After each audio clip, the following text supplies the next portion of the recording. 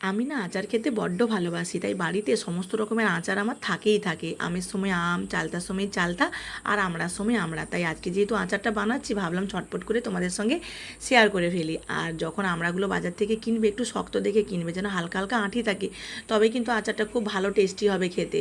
আমি ভালো করে প্রথমে বাজার থেকে আনার পরে কাঁচা আমড়াগুলোকে ধুয়ে নিয়েছি, কেটে তারপরে কিন্তু ছাড়িয়েছি। যেহেতু ছোটো ছোটো আমড়া, দু টুকরো করলেই কিন্তু হয়ে যাবে। কড়াই বসিয়ে দিয়ে কড়াইতে বেশ খানিকটা সর্ষের তেল, অনেকগুলো শুকনো লঙ্কা, 5 ফোড়ন দিয়ে দিলাম। তারপরে কাঁচা আমড়াগুলো ওর মধ্যে দিয়ে লবণ হলুদ দিয়ে ভাজবো। কিছুক্ষণ যখন ভাজা হয়ে যাবে, যেহেতু এখানে 1 কেজি মতন আমড়া ছিল, তাই 500 মতন গুড় দিলাম।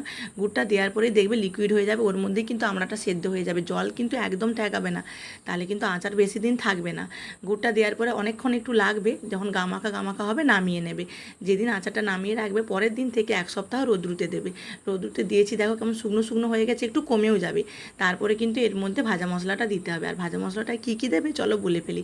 কড়াইতে দিবে শুকনো লঙ্কা, গোটা জিরে, গোটা ধনে, আর দেবে তুমি ওখানে গোলমরিচ। আর বিশেষ কিছু লাগবে না, লবঙ্গও একটু দিতে পারো। শুকনো কড়াই ভেজে নিয়ে তারপরে মিক্সিতে গুঁড়ো করে ওইটা ওর ওপর দিয়ে ছড়িয়ে দিয়ে ভালো করে চামচের সাহায্যে মাখিয়ে নিয়ে একটা কাঁচের বয়ামের মধ্যে ভরে রেখে দাও। বেশ কিছুদিন থাকে আর খেতেও দুর্দান্ত লাগে।